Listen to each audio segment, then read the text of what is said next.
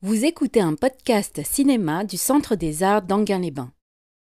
Pourquoi Cimino encore une fois, je ne vais pas vous redire ce que j'ai déjà dit, c'est parce que je pense que c'est vraiment un des grands cinéastes américains apparus en gros au début des années 70. Son premier film date de 74, c'est Le Canardeur avec Clint Eastwood et Jeff Bridges. Pour ceux qui n'ont pas vu, c'est un film que vous pouvez voir maintenant qui existe en Blu-ray dans une très très belle copie restaurée d'ailleurs. Donc c'est quelqu'un qui fait, on pourrait dire, une sorte son coup d'essai est un coup de maître, une apparition extrêmement brutale et remarquée à l'intérieur de Nouvelle Hollywood en 74, et puis qui va ensuite écrire le scénario de Magnum Force, enfin, et s'acoquiner en fait avec Clint Eastwood.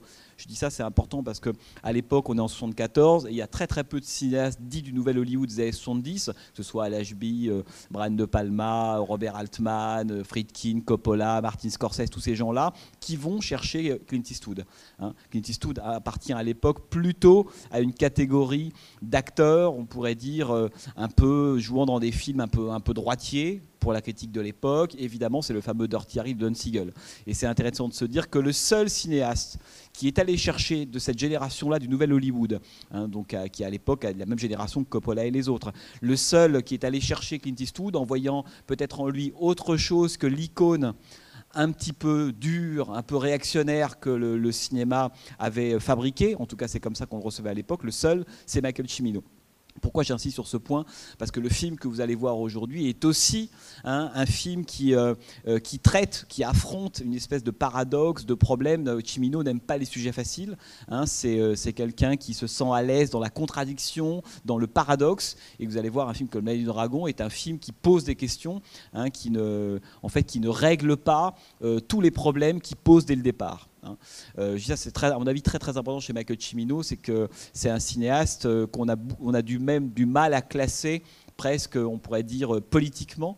Et peut-être d'ailleurs que si on devait le classer à l'intérieur d'une grille de lecture américaine, ça serait peut-être plus une espèce de démocrate libertarien, quoi. Si vous voyez un petit peu ce que c'est, c'est quelqu'un qui est, voilà, à la fois l'importance de l'individu évidemment, mais le souci malgré tout de la communauté. Alors, 74, il va donc réaliser ce film, et je parlais de ça parce que là, le fait que Cimino aille chercher Eastwood montre déjà son côté un peu anachronique, l'homme qui fait un pas de côté, qui est dans une génération, dans un mouvement du cinéma, mais qui déjà n'y appartient pas complètement, ou en tout cas il regarde ailleurs, autrement, avant, après, on verra, mais il fait déjà un pas de côté par rapport aux gens de sa génération, et 78, c'est évidemment Voyage au bout de l'enfer, que vous avez sans doute tous vu, j'espère. Qui n'a pas vu Voyage au bout de l'enfer? Je ne sais pas quoi dire. Bon, on verra. Et 2 ans plus tard, donc Voyage au bout de l'enfer, succès public et commercial extrêmement important, critique pas vraiment. Il faut se rappeler que Voyage au bout de l'enfer, lorsque le film sort, il divise la critique française et européenne, mais aussi la critique américaine. Il y a certains qui voient d'un mauvais œil son espèce de film qui, selon eux, traite les Vietnamiens de façon un peu caricaturale. Le Cimino ne fait pas du tout l'unanimité sur son traitement du Vietnam en 78. On est quand même 3 ans après la fin de la guerre. Mais succès public et commercial, le public y va, le film rapporte de l'argent, et à ce moment-là, Cimino est au sommet de sa carrière, sommet d'ailleurs qu'il ne retrouvera évidemment jamais, puisque juste après Voyage au bout de l'enfer, on lui donne grosso modo carte blanche. L'homme qui vient de réaliser ce film-là, qui a récupéré 5 Oscars, peut grosso modo faire ce qu'il veut, et ce qu'il veut, ça va s'appeler, vous le savez, La Porte du Paradis, film qu'il réalise 1 an plus tard et qui sortira en 1980. La Porte du Paradis, c'est un film qu'il enchaîne tout de suite après, évidemment, Voyage au bout de l'enfer. Et autant Voyage au bout de l'enfer est un film qui a été une sorte de moment presque d'état de grâce entre Cimino et le public, et les entrées salles, etc., et même de la reconnaissance du milieu, autant La Porte du Paradis va être, vous le savez, une catastrophe industrielle d'importance, même plus que ça, puisque le film à l'époque coûte quelque chose comme 55-60 millions de dollars, et en rapportera 3 ou 4, ce qui est un échec, si vous voulez, aussi bien d'ailleurs commercial que critique, parce que le film est absolument assassiné par la critique. Et en gros, l'homme qui a été au sommet d'Hollywood à un moment se retrouve 1 an et demi plus tard comme le pestiféré absolu, puisqu'on va accuser Cimino d'avoir provoqué et la faillite de la société de production qui avait produit La Porte du Paradis, la unité d'artistes, hein, qui avait été, rappelons-le, fondée en 1919 par Chaplin, Mary Pickford, etc. etc. Donc les artistes associés, si vous voulez, ça vient de là. Donc on dit que à cause de La Porte du Paradis, finalement, ce studio est tombé. Et plus grave encore, La Porte du Paradis marque, même dans les histoires du cinéma, on pourrait dire officiel, j'y reviens pas parce que ça serait beaucoup trop long, hein, mais officiel, marque la fin du Nouvel Hollywood. Ce qui fait que généralement, quand on parle du Nouvel Hollywood, je ne sais pas si vous vous souvenez du cycle qu'on avait fait ici il y a 2 ans, généralement on prend ces fameuses 13 années, de 67 à 80, et les bornes qu'on prend pour dire le Nouvel Hollywood, ça commence à ce moment-là, ça se termine à ce moment-là. 67, on est dans le lauréat, Rosemary's Baby, etc. Ça c'est le début, avant Easy Rider, ces choses-là. Et puis 80, pourquoi on choisit 1980 ? Parce que c'est la date de La Porte du Paradis. Et que l'échec de La Porte du Paradis marque non seulement la chute d'un studio, mais aussi la fin de cette parenthèse géniale qui a été Nouvelle Hollywood. Donc Cimino, il est responsable, si vous voulez, il paye pour tout le monde à ce moment-là. D'avoir fait chuter un studio, d'avoir fait un film qui ne rapporte pas d'argent, et en plus d'avoir mis, à cause de ses propres, on pourrait dire, ses propres délires mégalomaniaques, d'avoir mis, on pourrait dire, par terre la grande décennie, une des grandes décennies du cinéma américain. Vous imaginez bien que les choses sont évidemment beaucoup plus compliquées, mais en gros, c'est l'histoire, la lecture qu'on en a eue pendant très longtemps. Et les choses, aujourd'hui, évidemment, sont amendées. On sait bien que ce n'est pas si simple, mais en tout cas, c'est comme ça que Cimino va vivre, évidemment, ce qui lui arrive. Le film que vous allez voir ce soir, c'est donc le film de la convalescence, ou c'est le film du retour. Vous appelez ça comme vous voulez. C'est le film que Michael Cimino va réaliser après avoir passé 5 ans au purgatoire, 4 ans et demi. Après La Porte du Paradis, plus personne ne veut évidemment tourner avec Michael Cimino, plus personne ne veut lui donner le moindre dollar. C'est vraiment, oui, c'est le pestiféré, hein, c'est persona non grata à Hollywood. Et plus personne ne veut entendre parler de Michael Cimino, alors que, évidemment, 1 an et demi auparavant, tout le monde voulait tourner avec lui et tout le monde finançait ses films. 1 an et demi plus tard, c'est le négatif absolument parfait de ce qu'il a été. Donc il était au sommet et là, il est vraiment dans les catacombes. Et donc, pendant plusieurs années, Michael Cimino, évidemment, on va dire, va faire à la fois le deuil de Sa Porte du Paradis, qui est sorti, qui a été mutilé. Il va tenter de monter des projets. Aucun, évidemment, n'arrivera à se faire tellement la réputation de Michael Cimino, aussi bien du point de vue financier, ces films n'ont pas marché, mais aussi du point de vue de technique. Hein. C'est quelqu'un qui est extraordinairement perfectionniste, qui ne regarde pas la dépense. Il y a une espèce d'ampleur dans les films de Michael Cimino. Pour ceux qui ont vu Voyage et La Porte du Paradis, on voit bien qu'on est à une échelle qui serait grosso modo entre Ford et Visconti et King Vidor. C'est un peu l'espèce de, c'est un peu le carré d'as, si vous voulez, du cinéma de Michael Cimino. Et donc pendant des années, il va faire le deuil, il va tenter tranquillement à un moment donné de revenir dans le monde du cinéma hollywoodien. Et il va écrire des scénarios. Je passe rapidement là-dessus, mais il va quand même collaborer à des films sans être crédité au générique. Certains vont l'aider, comme Eastwood, comme Mickey Rourke, etc. Et c'est Mickey Rourke qui, le premier, alors que l'homme n'est pas encore exactement la star qui va devenir dans les années 80, parce que le film sort 1 an avant 9 semaines et demie, le film qui va introniser Mickey Rourke comme nouvel acteur, star, sex symbole, tout ce qu'on veut, c'est Mickey Rourke qui va lui donner en fait la chance de réaliser La Nuit du Dragon. Alors contrairement aux 3 précédents films de Michael Cimino, La Nuit du Dragon est de fait un film de commande. À l'origine, il y a un roman d'un auteur qui s'appelle Robert Daly, qui a écrit un roman qui s'appelle donc La Nuit du Dragon. Et Michael Cimino se voit proposer, et par Mickey Rourke, qui va jouer le rôle principal du film, que vous allez voir ce soir, qui à mon avis est son meilleur rôle tout simplement, et par Dino De Laurentiis, qui est un producteur, je ne sais pas si ce nom vous dit quelque chose, Dino De Laurentiis, c'est un producteur italien qui a produit plus de 150 films, qui a commencé dans le néo-réalisme, qui a produit Giuseppe De Santis, enfin qui a produit un nombre de gens incalculables, tentant toujours d'alterner entre des projets d'auteurs et des projets plus populaires. Et c'est le moment où Dino De Laurentiis, alors que le cinéma italien est en train de s'effondrer au milieu des années 70, est parti s'installer à Hollywood. Et il continue son activité de producteur à Hollywood. Et d'ailleurs, à Hollywood, ce qu'il fera, à mon avis, est évidemment nettement moins intéressant que ce qu'il a produit en Italie dans les années 50, 60 et début 70. À Hollywood, c'est beaucoup moins intéressant. Des films comme King Kong, enfin je pourrais vous citer la liste des films que Dino De Laurentiis a produits, c'est pas extraordinaire. Par contre, c'est lui qui va produire donc La Nuit du Dragon. Et La Nuit du Dragon est donc une commande de Michael Cimino. Au début, Michael Cimino trouve que le roman est pas terrible, ça l'intéresse pas beaucoup. Mais en même temps, il sait que c'est l'occasion ou jamais qu'on lui offre finalement d'une forme de rédemption, si vous voulez. Il va faire pénitence, c'est le moment, t'as une chance. de revenir un jour au cinéma, de refaire un jour des films. Il n'y en aura pas 36, c'est soit ça, soit rien. Et Cimino a quand même conscience que l'état dans lequel il est, c'est-à-dire un état absolument déplorable, pas du tout bankable, n'intéressant absolument personne, eh ben, il faut qu'il prenne un peu ce qu'on lui donne. Et donc il va accepter d'adapter le roman de Robert Daly. Je dis ça parce que c'est pas inintéressant, il le fait avec un de ses amis de l'époque, qui là encore n'est pas encore ni un scénariste, ni un acteur, un réalisateur encore très connu, qui est Oliver Stone. Les deux qui signent le scénario de La Nuit du Dragon, c'est Oliver Stone et Michael Cimino. Rappelons qu'Oliver Stone réalisera l'année suivante Platoon, Salvador Platoon, c'est ça qui vont, sont ces deux films et surtout Platoon qui vont faire que le nom d'Oliver Stone va exploser. Mais quand il travaille sur La Nuit du Dragon, sur le scénario, il n'est pas encore le Oliver Stone de Platoon. Hein. Rappelons d'ailleurs que Michael Cimino avait failli réaliser Platoon. Il y a beaucoup d'échanges d'ailleurs entre Oliver Stone et Michael Cimino. Cimino avait aussi failli réaliser Né un 4 juillet. Hein, et finalement, mais Cimino voulait le faire et voulait que ce soit Pacino qui ait le rôle. Et finalement, ça sera Oliver Stone, ça sera Tom Cruise. Hein. L'histoire du cinéma est remplie comme ça de films qui auraient pu voir le jour et qui n'ont pas eu lieu. C'est toujours assez fascinant. Et donc, Cimino va adapter ce roman avec Oliver Stone. Et évidemment, quand on voit le film, on se dit c'est peut-être un film de commande, mais alors c'est un film 100% Michael Cimino. C'est-à-dire qu'en fait, il n'aime pas beaucoup la structure, mais par contre, évidemment, ce que le film raconte, son personnage principal, etc., résonne totalement par rapport à ce qui intéresse Michael Cimino, hein, première chose. La deuxième, c'est qu'on peut considérer, il n'a pas le budget, évidemment, de La Porte du Paradis, mais on peut considérer que ce film-là est le dernier volet d'un triptyque, hein, qui comporterait Voyage, La Porte du Paradis et La Nuit du Dragon. Hein, c'est vraiment une sorte de trilogie.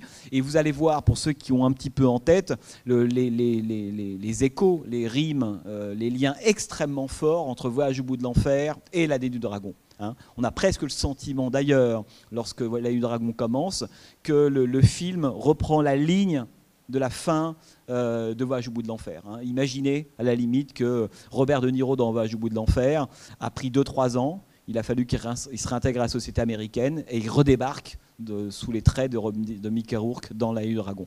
Et ce rapport, il est évidemment extrêmement important. Alors, non, tout va bien. Et dernière chose, avant que vous voyez le film, parce que je ne veux pas vous déflorer évidemment plus que ça, mais vous allez voir que le film traite, vous le savez j'imagine, qui l'a déjà vu parmi vous d'ailleurs? Ah oui, bah, vous l'avez tous déjà vu. Je fais comme si c'était une découverte, en fait pas du tout. Le film évidemment traite de l'arrivée d'un inspecteur, d'un capitaine de police à New York, à Chinatown. Et cet homme va décider de faire un peu le ménage, on pourrait dire. Voilà, grosso modo, c'est ça l'histoire de La Nuit du Dragon, de faire le ménage dans la communauté asiatique à Chinatown, Manhattan, New York. Bon. À l'époque, lorsque le film va sortir, il va être encore une fois, Cimino n'y échappe pas, hein. Il est traité d'anti-vietnamien, film pro-militariste, pro-guerrier avec Voyage au bout de l'enfer. Ensuite, on le traite de marxiste, hein, bafouant la mythologie nationale et les valeurs américaines lorsqu'il réalise La Porte du Paradis. Et là, on va le traiter de raciste, évidemment, puisqu'il s'attaque à la communauté asiatique, si on vu comme ça, évidemment. Et il y a beaucoup de manifestations à l'époque. Certains tentent d'empêcher le film qui se fasse. Certains tentent, même certains cinémas, de le programmer. Donc là, à nouveau scandale. Et Cimino doit, même si le film va à peu près marcher et la critique est extrêmement divisée. Moi, je relisais hier ou avant-hier la critique française en temps réel, hein, à l'époque de la sortie de La Nuit du Dragon. C'est vertigineux. Je n'ai pas amené parce que je me suis dit qu'on n'avait pas le temps, puis voilà. Mais elle est d'une violence très majoritairement à l'égard de La Nuit du Dragon, qui est absolument incroyable, où il est traité de nazi. La Nuit du Dragon, c'est le Mein Kampf américain. Il y a quelque chose d'absolument incroyable. On le lit aussi bien dans Le Canard enchaîné que sous la plume de Philippe Garny dans Libération, des choses qui nous semblent lunaires, mais qui ont été écrites à l'époque. Maintenant, tout le monde a fait la paix. Maintenant, tout le monde trouve que Michael Cimino est génial, évidemment. Mais en 85, quand le film sort, pas du tout. Et aux États-Unis, pareil, le film divise considérablement et une partie de la critique continue d'attaquer très très violemment Michael Cimino. Donc voilà, vous allez voir donc ce film, Mickey Rourke, John Lone, hein, qui est un acteur que vous retrouverez notamment, enfin dans plusieurs films, mais notamment dans un film qui s'appelle M. Butterfly, plus précisément de David Cronenberg. Hein, c'est un acteur qui est à mon avis formidable et qui est évidemment aussi une sorte d'alter ego du personnage principal. Vous savez que dans le film Michael Cimino, tout fonctionne par couple, et que quand vous voyez le film, vous dites oui à Mickey Rourke, mais où est l'autre, hein? Donc vous allez le découvrir évidemment. Et une grande partie évidemment de l'équipe de la famille Michael Cimino est là. Son production designer, l'homme qui a refait intégralement Chinatown à Los Angeles. Hein, ce que vous allez voir là, il n'y a pas un plan qui a été tourné à New York. Tout a été reconstitué en studio par ce production designer qui s'appelle Wolf Kroger et qui avait déjà travaillé sur La Porte du Paradis. Et que l'homme qui a fait la musique, c'est David Mansfield, qui a fait notamment la partition de La Porte du Paradis aussi. Donc on retrouve évidemment l'humeur et l'ambiance de film de Cimino. Et voilà. Donc, écoutez, bonne projection. Et donc, on se donne rendez-vous dans pile 2 heures. À tout à l'heure. 2 choses que j'avais oublié de vous dire, enfin oublié en tout cas, qui me semblaient quand même importantes, c'est que ce film s'inscrit quand même dans un cycle autour de John Ford. Donc c'est pas grave, le film est formidable indépendamment de ça, mais quand même. Et donc peut-être qu'après l'avoir vu, vous voyez un peu plus les rapports, ou en tout cas comment est-ce que ce film-là s'inscrit dans un cycle qui s'appelle Autour de John Ford. Parce que c'est ça évidemment qui est intéressant, là, les films qu'on va passer qui ne sont pas de John Ford, c'est qu'a priori ils ont un lien, ou en tout cas ils sont préoccupés par des choses qui sont fordiennes, où ils développent, où ils reprennent des motifs ou des thèmes. Voilà. Moi ce qui m'intéressait dans ce cycle aussi, c'était à la fois de revenir à l'origine les films de Ford eux-mêmes, et de voir au fond leur devenir. Hein. Comment est-ce que le cinéma américain a continué à travailler l'héritage de Ford, et comment et pourquoi Ford, comme je vous le dis souvent, est la Bible. C'est parce que précisément on peut y revenir, s'y ressourcer en permanence et retrouver dans le bain fordien, si vous voulez, des choses qui sont très très contemporaines. Là en l'occurrence l'Amérique des années 80, enfin le New York communautaire des années 80, et comment est-ce que Michael Cimino évidemment va reconnecter des obsessions typiques de John Ford à l'intérieur de cette Amérique-là. Je n'ai pas le temps malheureusement de développer en quoi Cimino n'a cessé de reprendre la filmographie de John Ford. Pour lui, c'est sans doute un des 2, 3, et peut-être même sans doute, à mon avis, le cinéaste de chevet, son cinéaste de chevet, celui avec lequel il a choisi de dialoguer. Alors c'est assez drôle d'ailleurs, parce qu'on se rend compte que quand vous voyez Michael Cimino, quand vous lisez certains de ses entretiens, quand vous voyez ses films, vous voyez que c'est un cinéaste qui dialogue extrêmement peu avec ses contemporains. Hein, que j'y reviendrai, mais c'est un film de 85 et c'est un drôle de film dans le cinéma américain des années 80, La Nuit du Dragon. Donc c'est un cinéaste qui dialogue très peu avec ses contemporains, mais qui a plutôt, contrairement à beaucoup d'autres cinéastes, hein, qui entre eux se citent. Enfin, Michael Cimino, c'est plutôt quelqu'un qui d'emblée a considéré qu'il avait une œuvre à construire, une sorte de grande œuvre, celui de cinéaste et d'artiste, et qu'il allait vers ses pairs, et que les grands-pères c'était John Ford, Raoul Walsh, King Vidor, des gens comme ça dont je vous parlais. Hein, il a choisi de s'inscrire Griffith, si vous voulez, d'une certaine façon. C'est quelqu'un qui a choisi de s'inscrire dans cette grande lignée-là. Donc le cinéma de Cimino, il converse beaucoup plus avec le cinéma du passé qu'avec le cinéma du moment, hein, si vous voulez. Quand vous voyez La Nuit du Dragon, c'est quelque chose d'ailleurs assez frappant, parce que c'est un film qui ne cesse de mettre, on pourrait dire, en tension quelque chose qui vient de très très loin. Hein, la civilisation chinoise, l'Amérique, elle a combien, elle a 200 ans face aux millénaires, les livres d'histoire qu'on va ressortir, de vieilles photos d'ailleurs très importante sur laquelle je reviendrai, qui est la fameuse photo de Promontory Point, hein, une photo très célèbre de la construction, de l'histoire de l'Amérique, de la construction notamment du chemin de fer, qui est un moment à part dans le film, et on sent que Cimino, ça compte pour lui ce moment-là, l'échange avec la jeune journaliste de Chinatown, et on voit bien que c'est un cinéma qui ne cesse en permanence d'être pris dans une tension entre une histoire, hein, plus ou moins pesante, hein, qu'on essaie comme ça d'importer, de faire revivre, etc., et un présent, hein, qui est tout le problème du personnage à l'intérieur d'ailleurs de La Nuit du Dragon, c'est qu'il est pris entre ces deux tensions-là. C'est-à-dire qu'il rêve de quelque chose, ça j'y reviendrai, parce que pour moi, s'il y a 2 plans à garder dans La Nuit du Dragon, enfin, on peut tous les garder bien sûr, mais il y en a 2 qui, à mon avis, contiennent exactement l'énigme, en tout cas le problème exact du film. C'est le moment où Mickey Rourke, pour la énième fois, se fait remonter les bretelles par sa hiérarchie. La hiérarchie, en gros, c'est son supérieur et son ami. Donc on comprend que c'est un ami pendant la guerre du Vietnam, c'est quelqu'un qui vient d'avant, mais en fait avec lequel il n'a quasiment plus aucun rapport, parce que plus le film avance, plus leurs dialogues deviennent des dialogues de sourds, jusqu'à ce moment très poignant, après l'enterrement de Connie, où l'autre lui dit je préfère arrêter, ils se comprennent plus du tout. Hein, c'est aussi 2 Amériques à ce moment-là qui ne se comprennent pas du tout. Et donc le plus beau moment, à mon avis dans le film, c'est lorsque Mickey Rourke est assis sur le fauteuil, se retourne vers la baie vitrée du commissariat et voit un drapeau américain qui flotte.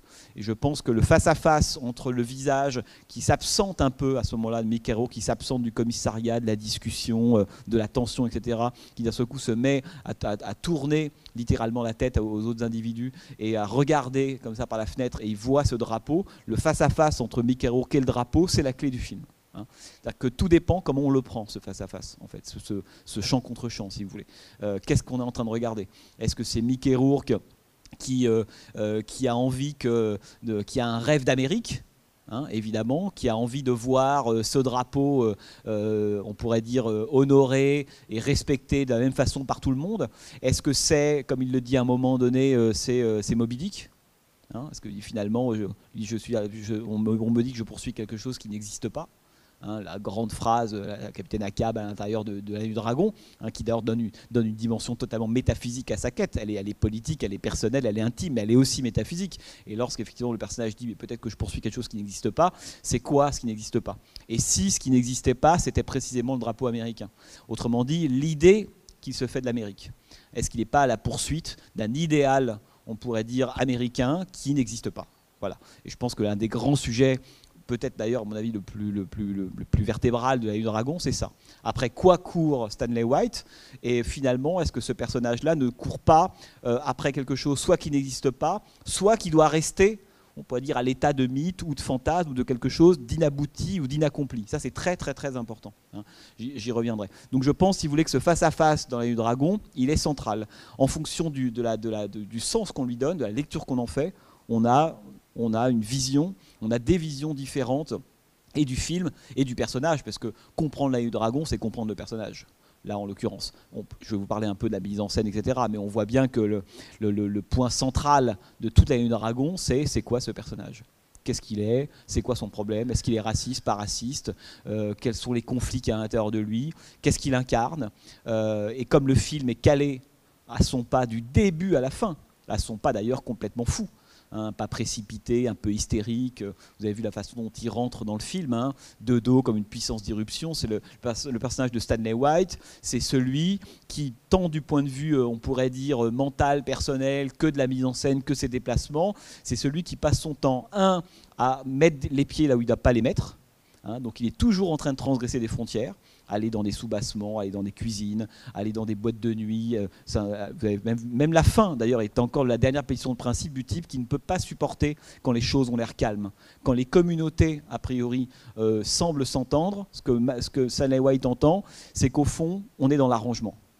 Vous avez vu cette séquence de dialogue extrêmement belle avec son ami qui lui dit « Oui, mais toi, finalement, toi, tu es dans la culture de l'arrangement. » Donc, dans la langue de Stanley White, ça veut dire du compromis, de la lâcheté, et qu'au fond, tu brades l'Amérique. Tu brades l'idéal et les valeurs américaines, la loi, on pourrait dire la même loi pour tous. Tu brades la démocratie américaine, cette grande idée qu'est l'Amérique, c'est ce que pense Stanley White, au nom des arrangements. Et ce que tu appelles les arrangements, c'est de la lâcheté. Et donc d'ailleurs, entre ces deux personnages-là, on a deux conceptions totalement opposées qui évidemment qui s'affrontent. L'un qui pense que le communautarisme, ou plutôt les communautés, le fameux peuple américain dont je vous parlais la fois précédente concernant Ford, le peuple américain, en fait, c'est pas un peuple. C'est une succession, un agrégat de différentes communautés, et que la somme de ces communautés, ça fait le peuple. Mais pour que le peuple existe, il faut qu'on laisse chacune des communautés en fait, gérer ses propres problèmes.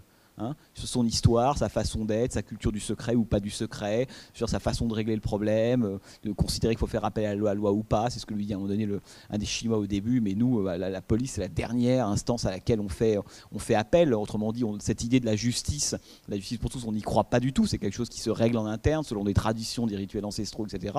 Ce à quoi ne croit évidemment pas Stanley White. Donc, en fait, l'opposition entre Lou, le personnage, d'ailleurs, entre parenthèses, c'est intéressant de se rendre compte que le personnage de Lou est le personnage qui est toujours en retard dans le film. Il arrive toujours un quart de seconde, une seconde, 10 secondes après coup. C'est l'homme du retard. Parce que, on pourra se poser la question, mais de savoir en fait avec qui est Michael Cimino. Parce que, bref, je reviendrai après. Et moi, je pense qu'il est très sévère à l'égard de Mickey Rourke. Il le déplie, il le décrit, il le filme comme un problème. En même temps, son empathie, c'est vers lui, mais presque de façon, disons qu'il comprend sa pathologie. Parce que sans doute que Michael Cimino la ressent aussi un petit peu. Hein, et c'est pas pour rien qu'il fait de Lou ce personnage qui est toujours en retard sur les événements. Parce que d'une certaine façon, pour Michael Cimino, c'est une manière de dire celui qui est quand même à l'heure des problèmes qu'on doit traiter. Et même si le type est fou, même si le type est raciste, même s'il est tout ce qu'on veut et on y reviendra, c'est quand même lui qui est à l'heure. Hein. C'est quand même lui qui est dans les temps, qui met systématiquement la lumière, une caméra de télévision, etc., sur les problèmes qu'il y a à régler. Et donc, ce qui est assez, à mon avis, ce qui est assez évidemment intéressant, c'est que le film traite Mickey Rourke comme l'homme de la transgression. C'est celui qui, pendant tout le film, met en rapport, on pourrait dire, aussi bien des instances, des blocs, des groupes, etc., qui n'ont qu'une envie, c'est de rester hermétiques les uns aux autres, séparés. Or, lui, non. Hein, lui, il lui dit, mais toi, tu dois venir ici, moi, je rentre, peu importe le rituel du deuil ou pas, je décide de rentrer dans le bureau, je fais effraction, je fais irruption. C'est l'homme qui transgresse en permanence ce qu'une espèce de, finalement, de silence ou d'arrangement, pour le coup, silencieux, laisse faire et permet. C'est ça qui évidemment est intéressant. C'est que avant qu'il arrive, l'Amérique, cette Amérique-là, c'est quoi? C'est chacune des communautés règle ses problèmes finalement entre elles. Alors on égorge un type, on lui lance un poignard, on lui tire une balle dans la tête. Laissons en gros, Mott Street et Canal Street. À New York, vous savez, Canal Street, c'est le quartier des Italiens, Mott Street, c'est le quartier des Chinois. Et quand l'autre lui dit à un moment donné, vous pensez que vous pouvez franchir Canal Street, ça veut dire que vous pensez que vous pouvez sortir du quartier chinois pour aller chez nous. Hein, c'est les deux rues qui séparent, hein, qui sont une sorte de frontière entre ces deux communautés, même encore aujourd'hui, même si aujourd'hui à New York, l'Italie, c'est totalement réduit et que Chinatown s'est beaucoup plus développé. Hein, le mouvement, et le Little Italy déjà des années 80 et des années 70, c'est pas du tout le Little Italy d'aujourd'hui. Hein, c'est pas du tout la même. Le poids de Little Italy est pas du tout le même. Enfin, celui de Scorsese dans les années 70 est devenu aujourd'hui une peau de chagrin. Bon. Et donc, Mickey Rourke, si vous voulez, c'est une puissance d'irruption. C'est celui qui met toujours en rapport. Il est, en gros, celui qui veut faire bouger la situation de départ. Au début, qu'est-ce qu'on a? On a cette espèce de cérémonie, grande scène de presque des marques de fabrique, des signatures du style de Michael Cimino, hein, les grandes séquences chez lui de fête ou d'enterrement. Hein, il y a toujours chez lui, c'est ce moment où, d'ailleurs en reprise des grandes séquences du cinéma de John Ford, chez John Ford, vous vous souvenez qu'il y avait beaucoup de séquences de bal, beaucoup de séquences de fêtes, du mariage, on inaugure une église dans la poursuite infernale, enfin peu importe. Chez Ford, le moment de la fête, le moment ou dans la fin des raisins de la colère, enfin le moment de la fête, le moment du mariage, le moment de la procession du rituel, c'est toujours le moment où la communauté se ressoude, où elle met de côté ses différends. Hein, c'est ça le sens de la fête chez Ford, et y compris d'ailleurs des fêtes qui peuvent être des fêtes, des rituels ou des fêtes de l'armée, militaire ou autre. Hein, le moment où où les grandes séquences de danse. Hein, chez Ford, c'est le moment où la communauté, en dépit on pourrait dire de ces tensions, des problèmes qui peuvent parfois la miner, etc. La fête, c'est le moment où on suspend tout ça, où là on fait la fête ensemble. Et généralement, on fait la fête autour de quoi? Autour du drapeau américain. Ce qui a toujours été le grand pacte et la beauté du cinéma de Ford, c'est ça. Il y a de la communauté, puis il y a de l'Amérique en même temps. Ce que dit Michael Cimino dans Dragon, il dit ouais, de la communauté, mais l'Amérique, je ne la vois pas beaucoup. Et c'est toute son inquiétude, elle est exactement là. Hein. Quand je parlais du plan de Mickey Rourke face au drapeau américain, c'est qu'il est plus sûr que cet agrégat de communauté, Chinatown est là, mais ça aurait pu se passer à Koreatown, ça aurait pu se passer à différents endroits, Little Italy et autres, il est plus sûr que toutes ces communautés en fait regardent dans le même sens, et que ce même sens, ce soit ce drapeau que lui regarde. C'est pour ça que lorsqu'il dit « je poursuis quelque chose qui n'existe pas », peut-être qu'il poursuit lui un idéal d'Amérique qui en 85 n'existe plus. C'est la grande, on pourrait dire, c'est la grande folie du personnage de Mickey Rourke, et c'est la grande inquiétude de Michael Cimino, me semble-t-il. Hein, c'est que je pense que il met en scène un personnage qui est épris d'absolutisme, d'un radical fou. Hein, c'est ça le personnage. Et évidemment, ce qui le conduit à déraper, ce qui lui conduit à des formes de racisme ou autre. Mais vous remarquerez dans le film qu'à aucun moment Stanley White ne considère qu'une race ou une origine ethnique est supérieure à une autre. C'est très important ça, parce qu'à l'époque, évidemment, vous imaginez bien les volets de bois vert que reçoit le film. Je ne sais pas si c'est quelque chose que vous ressentez encore aujourd'hui. On lui dit que c'est un film, que c'est un film totalement raciste, confondant d'ailleurs le personnage et ce que pense Cimino. Hein, alors que on voit bien que Le Dragon est un film dont on peut dire que le racisme est le sujet, Ça, c'est autre chose.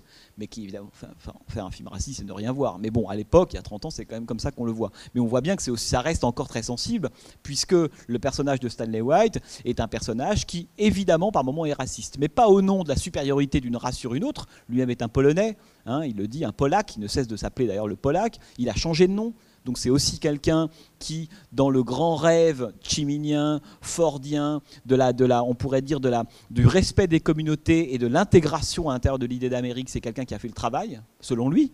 Il s'est dit, moi j'ai fait le travail, j'ai changé mon nom pour tenter de m'intégrer, et en plus j'ai fait le Vietnam. Ça j'y reviendrai, puisque évidemment la base de tout, c'est le pli qui a rendu fou Stanley White, c'est évidemment le Vietnam. Hein. Bon, ça, vous en êtes rendu compte pendant tout le film. Et donc, tout le problème, en fait, c'est que face aux grands rêves, évidemment, des communautés qui ne sont pas contradictoires avec l'idée de l'Amérique, hein, ça c'est Ford en permanence. Et l'évolution du cinéma de Ford, ça sera toujours de revenir ou de remettre sur l'établi cette question-là. Est-ce que la communauté et le peuple, ça marche encore? Est-ce qu'on peut avoir les deux à la fois? Et Ford dira oui, oui, oui, longtemps. Et puis, il y a un moment, on y reviendra au cours de l'année, où il le dira un peu moins. Il dira, finalement, c'est peut-être plus compliqué que ça. Parce que les Indiens, le massacre des Indiens, parce que le Sorfeo noir, parce que Sergent Noir, parce que le racisme chez Ford, il est déjà là, etc. Mais ça, c'est la question fordienne. Et cette question-là, Michael Cimino la reprend très directement dans L'Œil du Dragon. C'est pour ça que c'est un des films les plus fordiens que vous allez voir, hein, évidemment. Si ce n'est que ce n'est pas la résurrection d'une thématique John Ford d'il y a 30 ou 40 ans. Non, il se dit, ouais, mais en gros, si Ford était vivant en 85, qu'est-ce qu'il ferait comme film? Quelles questions il se poserait? En fait, Cimino tente à sa manière de réactualiser cette question-là, typique du cinéma de John Ford. Et donc, l'absolutisme du personnage, c'est vraiment ça. C'est quelqu'un qui avance. C'est une croisade. D'ailleurs, à plusieurs moments, le mot de croisade est prononcé dans le film. On voit bien qu'on est au-delà de l'enquête, on est au-delà du boulot de policier ou de flic. Non, c'est une croisade. Ça veut dire que pour Stanley White, ce qui est en jeu, c'est beaucoup plus fort que l'intrigue à la limite policière. Hein. Il y a l'intrigue policière, tous les autres personnages sont à ce niveau-là. Qui est-ce qui a tué? On va les trouver, etc., etc. Stanley White, quand il rentre dans le récit, lui, il a un niveau métaphysique tout de suite. Il dit, oui, mais bon, peu importe, il faut tout changer, il faut tout revoir, quel idéal. Et l'absolutisme du personnage, d'abord, l'isole totalement des autres, hein, qui ne sont pas sur la même longueur d'onde. On voit bien que Stanley White, il est sur on pourrait dire, il est sur presque une longueur d'onde philosophique, si vous voulez. Les autres, ils sont sur une longueur d'onde politique. Pour faire de la politique, il faut savoir fermer les yeux. Il faut savoir accepter les uns et les autres. Et d'ailleurs, au tout début du film, quand il arrive dans l'immobilité. L'immobilité, c'est quoi? La première cérémonie, tout se passe a priori bien, et pourtant, on a quand même vu d'où vient cette cérémonie. On a vu le fameux Joey défiler à côté de sa femme, dont lui a commandité l'enterrement du père de sa femme, et dont lui a commandité le meurtre. Mais la cérémonie, c'est l'illusion que tout va bien. Voilà. Alors c'est intéressant parce que chez Ford, une séquence comme ça, elle aurait vraiment, on pourrait dire, validé l'idée que la communauté peut mettre de côté en fait ces différents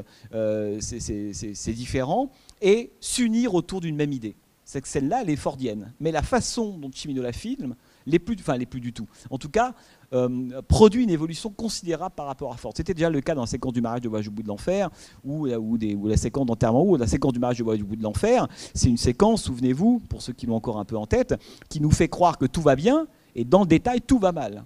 Autrement dit, entre le début de la séquence du mariage et la fin, en fait, tout est parti en vrille. Hein, les jalousies, la rancœur, le retour du béret vert, la drague de Meryl Streep par Walken et par Robert De Niro, etc. Autrement dit, ce moment d'union de loin, le mariage, en fait, servait à Cimino pour dire, derrière cette unité de façade, en fait, il y a énormément de fêlures, plein de brisures, etc. Et là, il reprend la même chose. C'est-à-dire que la première séquence de la cérémonie d'enterrement, hein, tous en blanc, parce qu'en Chine, le deuil est blanc alors qu'il est noir en Occident, toute cette première cérémonie-là, en fait, elle ne cache pas l'illusion que tout ça est un mensonge. Alors que c'est ça qui est intéressant, c'est que Stanley White, lui, ne voit pas du tout quelque chose de noble ou de beau. Il dit non, ce qui est terrible, c'est que l'un défile à côté de l'autre et l'un est le meurtrier de l'autre. Donc ce qui l'intéresse, c'est le mensonge. Hein, c'est tout ce qui a été mis sous le tapis, tout ce qui a été caché derrière cette espèce de simulacre, on pourrait dire, d'union à ce moment-là. Et donc, le personnage de Stanley White, si vous voulez, c'est quelqu'un qui arrive au début pour on pourrait dire, détruire cet arrangement immobile. Hein. L'arrangement immobile, c'est effectivement la cérémonie, c'est le flic. Vous avez vu le capitaine Kinney au début, là, McKenna, pardon, qui est perché sur son cheval. Il est tellement perché qu'à hauteur d'homme, il voit rien. Il veut pas voir. D'ailleurs, il a une lunette de soleil. Hein, c'est une face. En fait, l'idée, c'est pour que tout se passe bien, il faut rien voir. Si on voit rien, il n'y a aucun problème. Et c'est évidemment ce que lui fait remarquer Mickey Rourke au début du film, qui lui arrive à pied, de dos, hein, toujours à contre-courant. Mickey Rourke, vous remarquez dans le film qu'à chaque fois qu'il se déplace, il est toujours contre la foule. Il la fend, il est contre une masse, il est dans le sens inverse. Il est dans le sens inverse, on pourrait dire, du mouvement global. Et ce mouvement global, évidemment, c'est aussi bien ce que lui considérait comme la fin de l'Amérique, sa détérioration, etc. Et lui, il est le seul, c'est sa croisade, il est le seul à viser le bon point. Hein, ce qui en fait un type aussi fou, parce que ce que raconte évidemment le film, et ce que nous montre le film, c'est qu'à aucun moment, on est sûr que Stanley Cruz... Pourquoi je parle de Stanley Cruz ? Il faudra que je réfléchisse à ça. Que Stanley White a raison. C'est-à-dire que Michael Cimino le filme aussi comme un type dont on comprend la quête d'absolu, mais cette quête-là, elle a un versant pathologique que montre aussi Michael Cimino. Hein, parce que vous voyez quand même, évidemment, l'insensibilité du personnage, quasiment pour ses proches, est quelque chose qui, comme Cimino le disait, il disait « Je voulais que les spectateurs luttent pour s'identifier ou non à Stanley White. » On voit bien que c'est un personnage qui n'est pas sympathique et qui a des côtés extrêmement touchants par ailleurs. Mais on lutte. C'est-à-dire qu'on se dit, oui, il est sympathique, mais à ce qu'il vient de dire sur les Chinois, bon, d'accord.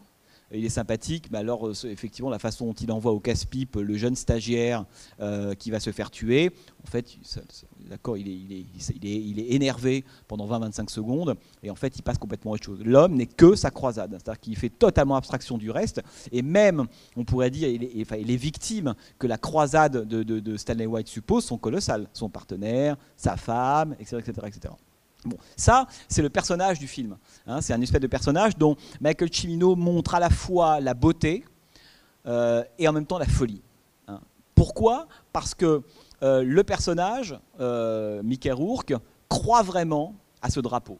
Il se dit l'idéal américain, hein, autrement dit des communautés effectivement, hein, mais qui à un moment donné sont capables de s'aligner, de respecter le drapeau. Ça veut dire quoi le drapeau ? Ça veut dire la même loi pour tous. Quand l'autre lui dit mais vous comprenez, nous on a 1000 ans, vous avez 200 ans, donc ça ne peut pas marcher. Lui dit non. Si vous êtes ici, c'est tout le monde, pour tout le monde pareil. Ce qui fait d'ailleurs que Michael Cimino ne cesse en permanence de ramener toutes les origines ethniques à un seul principe qui est le principe américain. Qu'on soit italien, coréen, arménien, chinois, il s'en fout comme de l'an 40, complètement. Par contre, ce qui l'intéresse, c'est est-ce que tu es conforme à l'idéal américain ? Et cet idéal-là, évidemment, c'est ce qui poursuit. Et peut-être que ce qui poursuit, encore une fois, c'est Moby Dick. Et donc là, il devient fou. Parce que si l'homme poursuit Moby Dick, c'est que l'homme est fou. Et Michael Cimino, en fait, est en permanence dans une espèce d'hésitation entre ces deux voies-là. À la fois, on sent qu'il a une forme d'empathie pour ce type qui est le dernier à vouloir ça. Au milieu des années 80, c'est le dernier, hein, et donc il est pris par tout le monde pour un fou. On lui dit mais pourquoi tu fais ça ? Et en même temps, Cimino le sait, parce qu'il connaît l'histoire de l'Amérique par cœur, parce qu'on est dans les années 80, parce que lui-même a vécu, c'est ce que je vous disais tout à l'heure en présentation, des événements dans sa carrière qui font qu'il sait ce que c'est qu'être en phase et pas en phase, être complètement rejeté, avoir raison pour ou contre, il sait tout ça. Et c'est aussi parce que c'est quelqu'un qui est totalement contemporain de la guerre du Vietnam. Bon. Parce qu'il y a quelque chose évidemment qui est capital dans le film, c'est le fait que la lecture la plus basique qu'on peut faire de l'œil du dragon, qui n'est pas fausse, je dis la plus basique, c'est-à-dire que la plus simple, la première, la plus évidente, c'est qu'on a un personnage qui en fait revient du Vietnam, est revenu déjà il y a sans doute, vu la date du film et du récit, il y a une dizaine d'années, qui évidemment n'a jamais digéré ni son engagement là-bas, et encore moins le fait que son engagement n'a servi à rien puisque l'Amérique a perdu. Et donc c'est le vétéran en fait qui décide, et d'ailleurs c'est très à la mode dans les années 80 à ce moment-là, c'est pour ça que je trouve aussi intéressant d'en parler, c'est que c'est le vétéran qui considère que la guerre que son peuple a perdue là-bas, lui il va la gagner tout seul à Chinatown. Bon, lecture basique, juste, hein, pourquoi pas. Effectivement, Mickey Rourke, c'est le vétéran, et beaucoup de personnages lui disent d'ailleurs, une façon de désamorcer de certaine façon la lecture, en disant oui, mais finalement, est-ce que tu crois que tu vas pouvoir faire, que tu as perdu là-bas, est-ce que tu crois que ceux d'ici, ce sont les Vietnamiens que tu as combattus là-bas? Il y a une confusion évidente dans l'esprit de Stanley White, ce qui en fait aussi rajoute une facette complexe au personnage. Évidemment, il se croit toujours au Vietnam, il n'en est jamais sorti. Bon. D'ailleurs, ce qui est très très beau, si vous avez en tête Voyage au bout de l'enfer, c'est tous les liens et je dirais les rimes très discrètes, et par moments un peu moins d'ailleurs, que Cimino établit avec Voyage au bout de l'enfer dans La Nuit du Dragon. Bon. Il y a par exemple ce moment lorsque Connie est tuée, les deux s'en vont, l'un prend la voiture s'écrase et il tente de sortir le corps calciné ou encore brûlant d'ailleurs d'un des deux. Et il y a ce moment très très beau où la caméra se rapproche de Mickey Rourke, qui a sa veste, la même que moi d'ailleurs, c'est pas pour ça que je la porte, mais en gros, et totalement calciné, le visage noir. Cette image-là, vous l'isolez, c'est une image de guerre. Hein, c'est le moment, c'est le personnage qui est quasiment entrahi. Cette image-là mise dans Voyage au bout de l'enfer ou dans un film sur la guerre du Vietnam ne dépareille pas. On a à plusieurs moments dans le film, Cimino réactive une esthétique ou une imagerie du film de guerre, très très très littéralement. L'importance évidemment des brouillards, les explosions, tout y est. Et le personnage de Mickey Rourke en premier. Et pour moi, ça c'est un des moments les plus évidents, où si vous prenez juste effectivement ce plan-là, vous l'isolez et vous dites mais effectivement, ça c'est un film de guerre. Ça l'est pas, mais c'est un film de guerre. Manière de dire que la guerre, en fait, chemine toujours aux côtés, évidemment, de Mickey Rourke dans sa croisade, et on ne cesse de lui rappeler. L'autre chose, c'est que évidemment, avec Voyage au bout de l'enfer, il y a beaucoup. Alors, j'ai pas le temps de les énumérer tous, mais il y a beaucoup de moments qui, de façon très discrète, nous rappellent Voyage au bout de l'enfer. Ça permet quoi? Ça permet de toujours ramener la question du Vietnam, qui en 85 est toujours une plaie à vif. Hein, pour les Américains, on a beau être 10 ans après la fin de la guerre, c'est encore quelque chose de très important, et d'autant plus que le cinéma américain va à ce moment-là commencer à tenter de faire plus ou moins le deuil de la guerre du Vietnam en produisant un nombre de films incalculable dans les années 80. N'oubliez pas, hein, 86 Platoon, et puis Rambo 2, et Missing in Action. On aura beaucoup de films américains qui vont 10 ans après non plus traiter la guerre de façon, on pourrait dire, implicite, hein, ou métaphorique, comme ça a été le cas dans les années 70. Souvenez-vous quand on faisait le cycle, les années 70 ne parlent que de la guerre du Vietnam, mais en fait on la voit très très peu, mais c'est ce que signifient ces films-là. Hein. C'est le grand hors-champ qui hante tous les plans des années 70. À partir du début des années 80, et d'ailleurs Voyage au bout de l'enfer et puis Apocalypse Now 70-79 ont été les deux premiers chocs qui ont vraiment pris à bras le corps la guerre du Vietnam, qui jusque-là était extrêmement peu présente. On en parlait dans les années 70, mais toujours de façon détournée. On allait chercher la guerre de Corée dans MASH de Robert Altman. Quand les gens voient MASH, tout le monde sait bien que ça ne parle pas de la guerre de Corée, ça ne parle que du Vietnam. Il n'empêche qu'on se sert de la guerre de Corée pour ça. On prend par exemple le massacre de Wounded Knee, le grand massacre des Indiens en 1864 dans Soldat bleu de Ralph Nelson. A priori, c'est le massacre des Indiens au milieu du 19e, et pourtant tout le monde sait très très bien, vu l'imagerie, vu ce que ça raconte au moment où ça sort, qu'en fait, ça ne parle que du Vietnam. Les tortures, les villages brûlés, les cahutes, tout y est. Bon. Or, ce n'est qu'à la fin des années 70 que le Vietnam, à une ou deux exceptions près, parce qu'on parlait parfois de la conscription par contre. C'est quelque chose qu'on a vu dans des films des années 70, la peur de la conscription, le fait de ne pas vouloir y aller.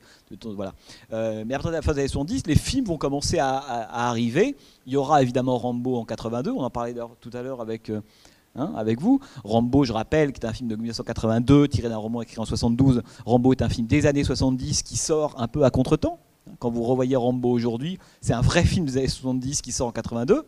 Rambo 2, là, on est complètement passé à autre chose. Hein. Donc quand on parle de Rambo, il ne faut pas confondre le 1, le 2 et le 3, rien à voir. Le 1, c'est un film totalement à part, totalement encore dépositaire dans cette fibre des 70s, alors que le 2, là, on est évidemment dans la fiction de la victoire, de la revanche, etc. Et dans les années 80, cette idée que le cinéma américain va se venger de la défaite au Vietnam est extrêmement présente. Et d'ailleurs, quand je me disais, je sais pas, un Martien débarquait à Hollywood ou aux États-Unis dans les années 80, il voit la façon dont Hollywood raconte son histoire récente, il se dit, bah, génial, les Américains ont gagné le Vietnam.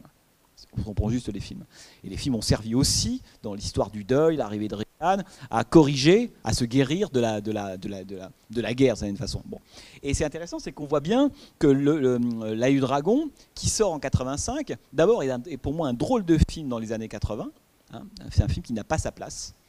Et alors, on pourrait en parler longuement, mais si vous voulez, il y a un moment, lorsque Mickey Rourke arrive, c'est une de ses toutes premières remarques, alors il dit, il y a eu New Marshall in town, hein, il y a un nouveau shérif vient d'arriver. Là, cette phrase-là, elle est intéressante parce que d'abord, elle connecte évidemment directement Cimino et Ford, Cimino et l'Ouest. Comment c'est un film en fait qui va ne cesser de repuiser en fait dans l'histoire de l'Ouest et de l'Amérique. Vous avez vu le final du film. Hein, sur une espèce de chemin de fer, on n'est pas du tout dans une séquence la séquence de poursuite en voiture s'arrête pour se terminer sur un élément un peu daté, hein, d'ailleurs, de l'histoire de l'Amérique. Et d'ailleurs, vous remarquez que cette séquence de fin, elle est très fine, parce que, alors, on dit, ouais, c'est le Moyen-Âge. Oui, pourquoi pas, il n'y a pas de flèches, etc. Mais ils foncent l'un vers l'autre, exactement comme des Crusaders, si vous voulez. Mais c'est aussi, ça c'est toujours la beauté de Cimino, je dirais sa finesse et son élégance, c'est que le choix de la reine finale du film renvoie évidemment à la fameuse photo que vous avez vue à un moment. Hein, parce que, je rappelle pour ceux qui ne s'en souviennent pas, que le Promontory Point, la fameuse photo que montre Mickey Rourke dans le restaurant à la journaliste. Donc c'est une photo qui date de 1869 et c'est un moment très très important dans l'histoire de l'Amérique puisque c'est le moment où dans un petit bled de l'Utah, les deux parties est et ouest, si vous voulez, du train, l'un le Union Pacific et le Pacific Railroad, vont être rejoints de certaine façon, vont être soudés l'une à l'autre et créer la première ligne de chemin de fer transcontinental. C'est une date très importante. À partir de cette date-là, précisément, je crois que c'est le 10 mai 1869, on peut relier la côte Est et la côte Ouest et vice-versa par cette ligne de chemin de fer. Bon. Et d'ailleurs, lorsque Mickey Rourke montre la photo, qui est d'ailleurs on peut peut-être en parler d'ailleurs ensemble, parce que c'est un moment extrêmement ambigu. Lui, il montre, d'abord, il a lu des bouquins sur la Chine, il sort son livre, et il sort la photo. Et il lui montre cette photo, extrêmement connue. Bon. Et donc la fin reprend ça. La fin reprend aussi effectivement la jonction de Mickey Rourke et de Joey, l'un étant d'ailleurs la face cachée de l'autre, son alter ego négatif. Hein, les deux sont les mêmes. Ils veulent tout renverser, ils en ont marre d'immobilisme, ils veulent tout remettre en cause, ils en ont marre de ces arrangements des anciens, ils veulent aller vite. L'un est évidemment l'alter ego de l'autre, le fameux couple dont je vous parlais avant que le film ne commence, il est formé évidemment par Mickey Rourke et John Lone. L'un va avec l'autre, d'une certaine façon on a presque le sentiment que le vrai dragon contre lequel lutte Mickey Rourke, c'est ce personnage-là. C'est d'abord le dragon, qui d'ailleurs dans la culture chinoise est quelque chose de très sympathique, le dragon. Hein. C'est le dragon qu'on voit lors de la fête, et il va extirper très littéralement, on pourrait dire, le dragon qui est au fond de lui. Le dragon qui est au fond de lui, il a le visage de John Lone. C'est pour ça qu'il faut qu'il le tue à la fin. Et qu'il le laisse se suicider d'ailleurs, d'où son départ beaucoup plus apaisé à la toute fin du film. Mais bon. Et Promontory Point, c'est intéressant, parce que lorsqu'il lui montre la photo, qu'est-ce qu'il lui dit ? Il lui dit, avec évidemment cette remarque, cet a priori, là pour le coup raciste, qui est mais vous venez de Hong Kong. Je dis non, je suis américaine, je suis. Donc lui-même, hein, et par moments de purs réflexes racistes. Et il lui montre cette photo et il lui dit mais regardez, vous nous dites, on nous dit que les Chinois, ce qui est d'ailleurs un fait évidemment juste et avéré, ont participé à la construction du chemin de fer. D'ailleurs des films ont montré. Coup de feu dans la Sierra de Sam Peckinpah montre effectivement des Chinois en train de construire, mais c'est pas quelque chose qui est même dans le Cheval de fer hein, de John Ford, film qui est consacré à ça. Hein, c'est aussi un des fantômes de la Dragon, c'est Cheval de fer, ce film de 1925, raconte évidemment cette histoire-là, mais très peu le western américain a montré ça. Il a peu montré le fait que les Chinois ont aussi construit le chemin de fer. Donc Mickey Rourke sur la photo. Elle lui dit, regardez, voilà, il y a cette photo très célèbre que évidemment tout le monde connaît. Il dit, mais on ne voit pas les Chinois sur la photo. Et là, ce que j'aime beaucoup en fait dans cette séquence-là, c'est qu'elle appelle deux lectures possibles. Il y a deux solutions. Ou bien Mickey Rourke a lu que les Chinois avaient participé à la construction du chemin de fer. il n'est pas bête, il le sait, et il dit c'est bizarre, sur la photo on ne les voit pas. Première lecture négative que lui en fait, finalement, encore une fois, vous vous cachez, quoi. Vous faites tout en douce, même là vous n'y êtes pas, alors que vous y étiez, mais on croit que vous n'y étiez pas. Bon. Deuxième lecture possible, vous y étiez effectivement, mais regardez, cette photo ne vous montre pas dessus. Vous auriez peut-être voulu y apparaître, mais vous n'y êtes pas. Réponse, évidemment, qu'on n'entend pas, mais qu'on devine largement, puisqu'il s'adresse à quelqu'un qui vient des médias, et on sait le peu d'amour de Cimino pour les médias, qui a été traîné dans la boue pendant 5 ans à la suite de la Porte du Paradis. Quand Cimino parle des médias, il ne peut pas en parler calmement, hein, et on voit bien la haine sourde en permanence à l'égard des médias, ce qu'ils font, etc. etc. Hein, quand vous regardez la façon dont il en parle, c'est absolument terrifiant, et donc lui, si ce n'est que Mekerourk décide d'utiliser à son avantage les médias. Voilà ce qu'il faut que tu fasses, etc., etc., etc. On va mettre la caméra là où il y a de l'opacité, là où il y a des choses sombres. Hein. Il faut au contraire que tout sorte via la caméra. Et donc la deuxième lecture possible de cette séquence-là, tout simplement, c'est que les médias, en l'occurrence ceux qui ont pris la photo, ce qui est devenu une photo officielle de l'histoire américaine aujourd'hui. Quand vous regardez des manuels d'histoire américains, s'il y a sur 50 photos, il y a à un moment donné cette photo-là. C'est devenu une photo iconique qui raconte, voilà, comme il y en a plein d'autres, hein, des grands clichés de l'histoire de l'Amérique, mais ça en fait partie. Et donc la conclusion à ce moment-là qu'on entend, c'est, mais au fond, les médias n'ont pas dit la vérité. Hein, les médias, là, ont menti. Hein, c'est que les médias n'ont pas dit que les Chinois ont participé à la construction du chemin de fer, alors qu'ils avaient participé. D'où le côté complètement fou de Mekerourk, puisqu'il est avec les médias, on peut dire qu'il est contre les médias quand ça ne l'arrange pas, et il est avec eux quand ça l'arrange. On a un personnage totalement de ce point de vue-là, complètement schizophrène. Hein. C'est quelqu'un qui est avec les médias quand il s'agit effectivement de s'en servir, hein, etc. Et il est contre eux. Hein. Évidemment, c'est ce qu'il reproche notamment aux médias pendant la guerre du Vietnam, en disant c'est les médias, ce qui est d'ailleurs une grande vulgate à l'époque, hein, c'est qu'en gros les médias américains n'auraient pas provoqué, n'auraient pas en tout cas, c'est le moins qu'on puisse dire, aidé les Américains à gagner la guerre.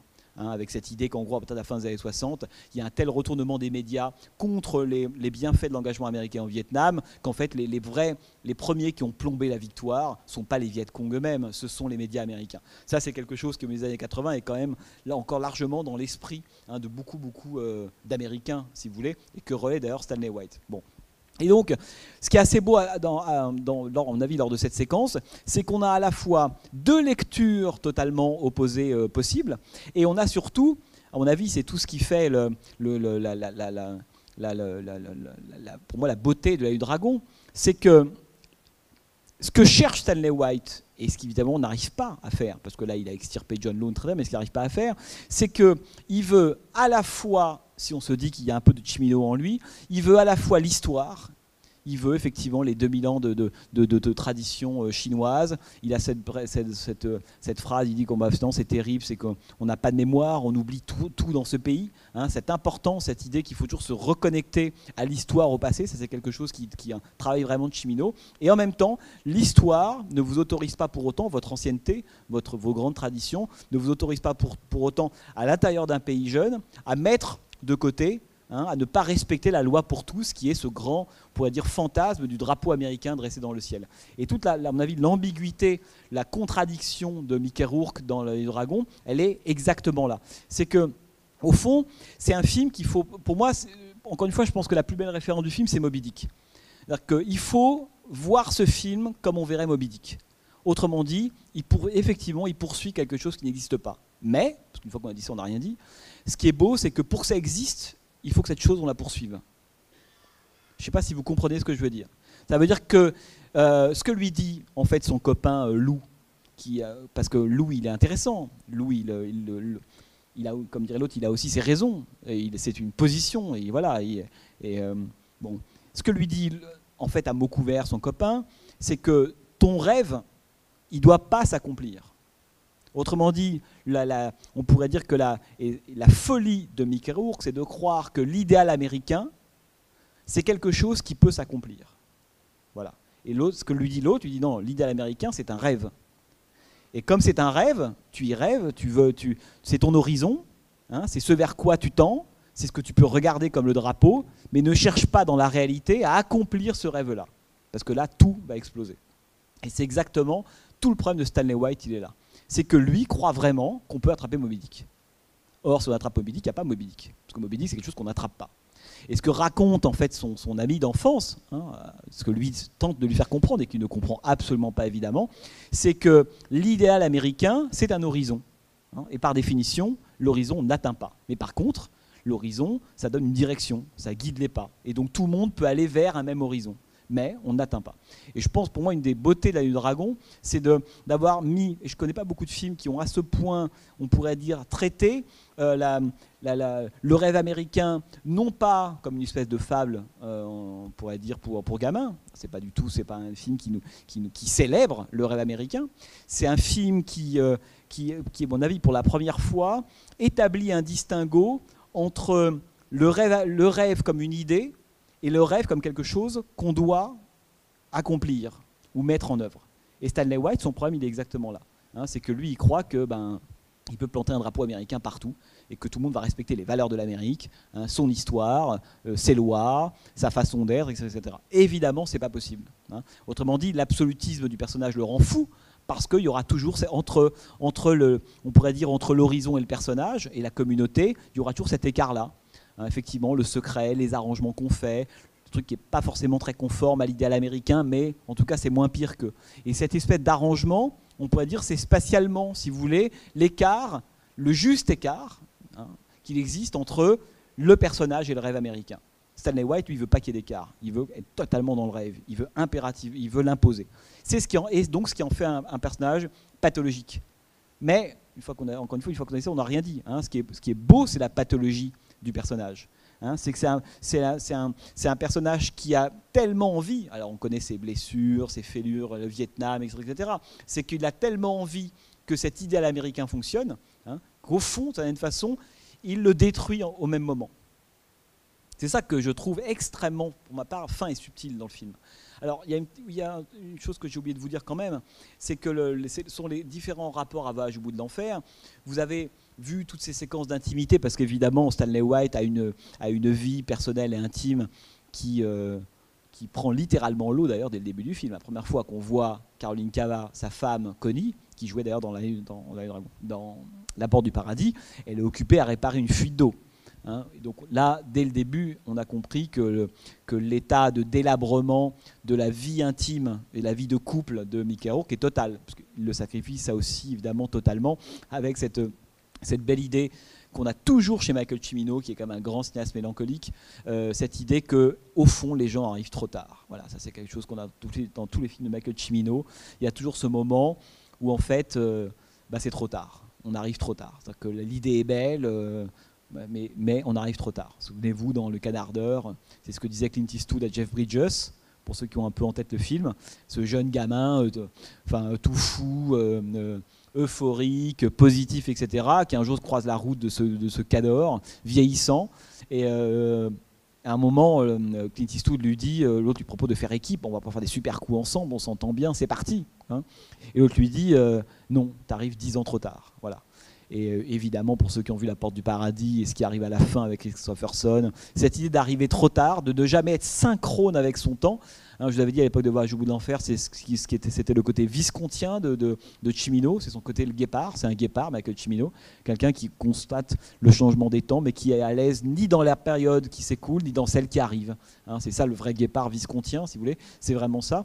Et je pense qu'il y a aussi, évidemment, dans La Nuit du Dragon, ce sentiment, on pourrait dire, de mélancolie, d'anachronisme. Et c'est notamment ce à quoi sert le personnage de la femme. L'autre lui dit, mais t'as raté le moment de l'ovulation. Ah oui, c'est vrai, c'est trop tard. Et qu'est-ce qu'on pourrait faire quand il vient la revoir avant son meurtre, en lui expliquant ce qui se passe avec la journaliste, avec Tracy, la journaliste asiatique. Et l'autre lui dit, mais j'ai pas le temps d'attendre. Ce sentiment du temps, finalement, qui s'écoule et qu'on ne pourra évidemment jamais rattraper, c'est quelque chose d'extrêmement fort chez Michael Cimino. Et la dernière chose, donc, c'est sur Voyage au bout de l'enfer. Je vous parlais effectivement de la veste, de la tenue par moment de Mickey Rourke. Alors, en gros, il a une tenue Elliot Ness et puis il a une tenue Robert De Niro dans Voyage au bout de l'enfer. C'est les deux tenues entre lesquelles il évolue. Et on voit bien que plus le film progresse, plus dans la tenue de Robert De Niro. Et les liens avec le film sont très importants. Pour moi, le plus important, évidemment, c'est la fameuse séquence. Et la musique de David Mansfield, les séquences d'intimité, tout ça, là on sent que... D'ailleurs, il y a un génie de Cimino pour en une séquence ou deux, devant les séquences avec sa femme, a créé quelque chose d'absolument une grande vitalité, tout de suite émouvant, on y croit tout de suite. Et pourtant on est dans un polar totalement claustro, entre parenthèses, extrêmement étouffant, carcéral. Comme je disais, c'est un film qui a été tourné en studio, mais même qui sert beaucoup le film. Le fait que c'est un film qui manque totalement d'air. On est toujours dans des espaces totalement clos, confinés, souterrains, dans des couloirs. Et c'est assez drôle de voir Cimino, le cinéaste des grands espaces, qui a tourné 3 films quand même en open range avant, et qui se retrouve, d'ailleurs beaucoup ont eu peur à un moment donné, à l'intérieur d'un univers totalement, on pourrait dire, fermé et carcéral. Et je pense que c'est aussi évidemment la répercussion de la psyché du personnage, qui a envie de tout faire péter, qui a envie de retrouver le grand air. C'est quelqu'un qui se sent très à l'étroit à l'intérieur de ce monde-là, ce que répercute évidemment la mise en scène. Mais la plus belle, pour moi le plus beau rapport à Voyage au bout de l'enfer, c'est évidemment la séquence avec Lou, lorsqu'ils discutent tous les deux, je vous en parlais tout à l'heure, juste après la mort de Connie. Là, ils discutent. Vous avez vu à l'arrière-plan, il y a un billard avec des gens qui jouent au billard. Le billard étant un des éléments récurrents dans les films de Michael Cimino. Et quand on a vu Voyage au bout de l'enfer, le billard est évidemment quelque chose d'extrêmement connoté. Et c'est une très très belle façon à la fois de faire ramener évidemment le Vietnam et de faire aussi ramener Voyage au bout de l'enfer. Et donc de ramener une forme d'amitié que célébrait dans Voyage au bout de l'enfer la séquence autour du billard. I Can't Take My Eyes Off You, pour ceux qui s'en souviennent. Séquence absolument mythique autour de laquelle jouaient Walken, De Niro, John Cazale, John Savage, etc. Tous ces gens-là, le billard, c'est évidemment un des éléments clés de Voyage au bout de l'enfer. Et là, de façon très discrète, mais il y a 1000 exemples comme ça dans La Nuit du Dragon, Cimino, à l'arrière-plan, replonge presque temporellement à l'intérieur de cette séquence de Voyage au bout de l'enfer. Il réactive le billard. Si vous revoyez le film, amusez-vous à revoir les gens qui sont autour du billard. On a l'impression qu'ils sortent directement de Voyage au bout de l'enfer. Ils sortent de là, leurs casquettes, c'est des vrais blue collars américains. Ils sont là derrière. Façon de dire, notre amitié, elle se scelle avant le Vietnam et ensuite on est parti, etc. Manière aussi de réactiver à l'intérieur du film et le Vietnam et une sorte de communion entre deux personnages qui, à ce moment-là, ne fonctionne plus, ne marche plus au moment où le film se fait. Et dernière chose que je voulais vous dire, ça concerne évidemment les années 80, parce que c'est un film qui sort en 85 et qui jure dans ce qu'est le cinéma américain des années 80. Lorsque Mickey Rourke dit There is a new Marshall in town, à ce moment-là, on se dit, uniquement à ce moment-là, on se dit, bon, là, on est parti sur un film américain des années 80, avec restauration du héros, etc., qui est la grande figure du cinéma des années 80, c'est le retour du cow-boy. C'est le retour de l'Ouest réactivé dans l'Amérique réganienne, si vous voulez. Autrement dit, le héros, c'est à nouveau possible. Voilà. Après 10 ans de mea culpa, de personnages dégénérés, schizophrènes, impuissants, faibles, névrosés, tout ce qu'on veut, maintenant c'est fini, Marlboro Man est de retour. C'est ça les années 80. Il y a eu évidemment quelques notes, on pourrait dire dissidentes, quand vous voyez To Live and Die in LA de William Friedkin, voire même Scarface de Brian De Palma, et moi je mettrais dans cette trilogie, dans cette trinité-là, je mettrais La Nuit du Dragon, sont des films qui sont totalement à contre-courant de ce qu'est le cinéma américain de l'époque. Mais quand Mickey Rourke dit ça, on se dit, voilà, c'est parti, on est sur les années 80. Le problème, c'est que pas du tout. C'est que le fameux New Marshall dont parle Mickey Rourke, c'est quelqu'un qui n'offre rien comme posture héroïque. Autrement dit, ce que raconte le film, qui est un des grands sujets des films de Cimino en général, c'est qu'il n'y a pas de place pour les héros chez lui. En tout cas, ils sont très très durs à occuper. On voit bien à ce moment-là dans le film que le héros, qui n'en est pas un d'ailleurs, au début du film, alors pourtant il a une tenue, effectivement, il est habillé comme Elliot Ness ou Bogart, enfin, il a d'ailleurs avec un petit côté Chinatown entre parenthèses. Je voulais terminer avec ça parce que tout ça pour dire que le modèle du héros, à ce moment-là, va en prendre un coup terrible et que ce héros-là, Mickey Rourke dans La Nuit du Dragon, évidemment, jure totalement par rapport à ce qu'est l'Amérique des années 80. On pourrait dire un cinéma qui va vers le divertissement, vers le binaire, alors que, évidemment, Stanley White est tout sauf un personnage binaire, c'est un personnage gris, complexe, en cours alternatif. C'est ni bien ni bas, il est des deux côtés, même s'il lui est fou, parce que lui pense qu'il n'y a que 0 ou 1. Il te dit c'est noir ou c'est blanc, alors qu'il y a un passage qui est totalement dans le gris en permanence. Donc c'est un héros qui jure totalement dans ce qu'est le cinéma américain des années 80, y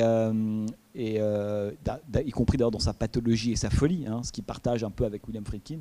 Et la dernière chose que je voulais vous dire, ça concerne Chinatown. C'est que vous avez peut-être vu la référence à Chinatown dans le film. Voilà, le sparadrap sur le nez de Joey à la fin du film. Bon. Dans le cinéma américain, Chinatown a été un film extrêmement à la fois reconnu, plébiscité. C'est un des films cultes pour les cinéphiles et le public américain, Chinatown. Il a d'ailleurs, à mon avis, une importance dans l'imaginaire cinéphile ou auprès des cinéastes américains beaucoup plus forte que chez nous.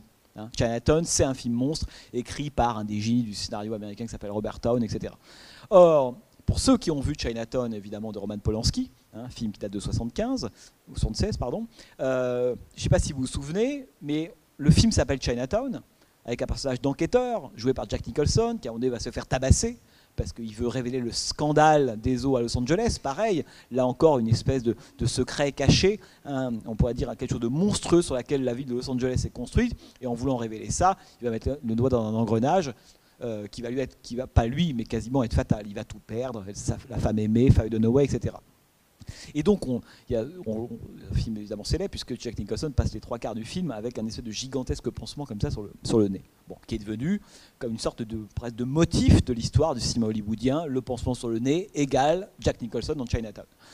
Lorsque Michael Cimino, c'est une hypothèse, je n'en ai jamais parlé, je ne sais pas, mais ça me semble évident, lorsqu'il réactive le coup du sparadrap sur le visage de Joey, c'est qu'en fait, qu'est-ce qu'il nous dit? D'abord, il nous dit, bon oui, on peut penser à Chinatown, mais à part la citation pure et dure, enfin l'hommage superficiel, quel est au fond l'intérêt? À part dire, tiens, moi j'aime bien Chinatown. Bon, puis tout le monde aime bien Chinatown.